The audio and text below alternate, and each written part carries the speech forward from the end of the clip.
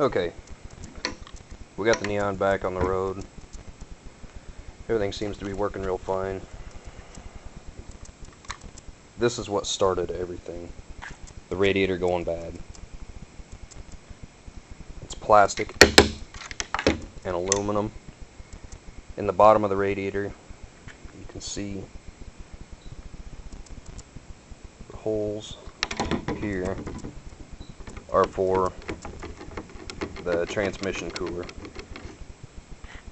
The fluid goes in, back out here. The rubber tubes that were coming out of the transmission in the other videos attach here and here. What happened is the pieces that attach to these holes to the core in the bottom of the radiator broke, but the fittings are still attached here. So the pump in the transmission pushes the transmission fluid into the radiator, mixing with the coolant over here, sucks it back out into the transmission, filling the transmission, torque converter and all, with coolant mixed with transmission fluid. I know I said in the other videos it's really, really important to use the ATF plus 4. You have to keep the fluid in these neons really clean. Most of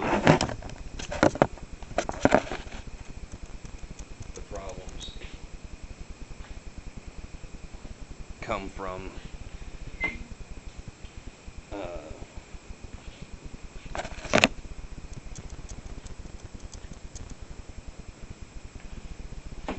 people taking them in, getting the transmission serviced. They use Dextron or something in them, and the solenoid that we replaced, it corrodes it, the detergent in it or something, so it doesn't work right. Most of the people from reading on the forums say that you should go to a Mitsubishi dealer to have any transmission work done on the neons.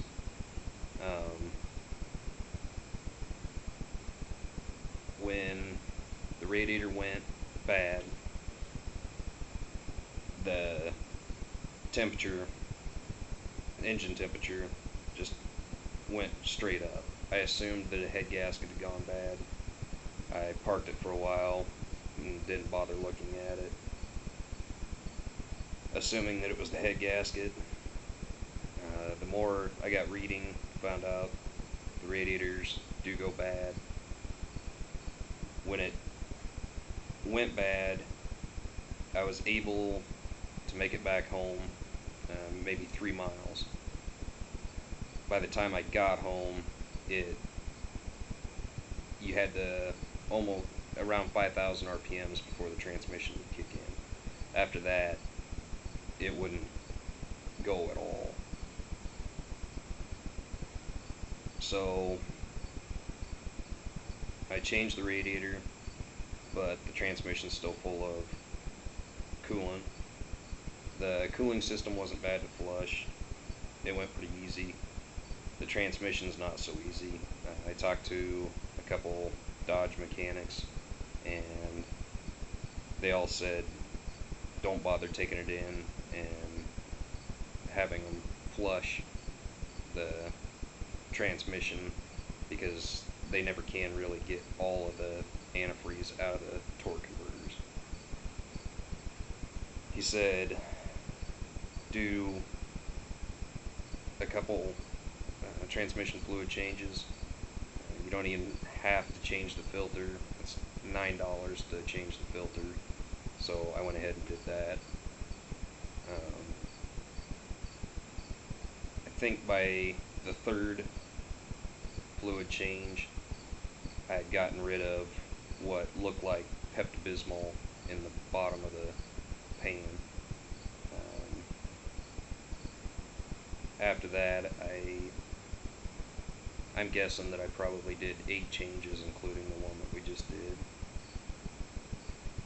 And each time I used the ATF plus 4. Once I changed the radiator, got the system flushed out, I put about 20,000 miles on the car until I had this problem. I kind of expected that I'd have more problems because the coolant was in the transmission for so long. Other problems that I've had with the car, I had the spark plugs changed. They have a taper in the head where the spark plug caps go.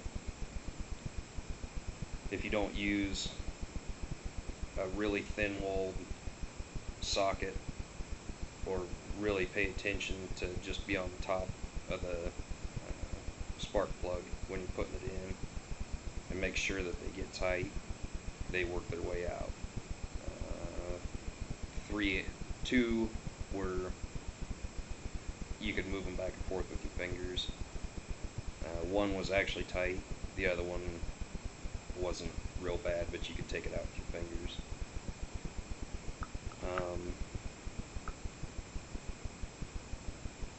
I would expect the next thing to go wrong is going to be the tensioner, timing belt, and they say after 130,000 miles you're running on borrowed time with that. The transmission problems, from what I've read, the solenoid, your speed switches, input and output. Obvious one on your output is your speedometer won't work. But that just because your speedometer is working, from what I had read, that doesn't mean that it's not bad.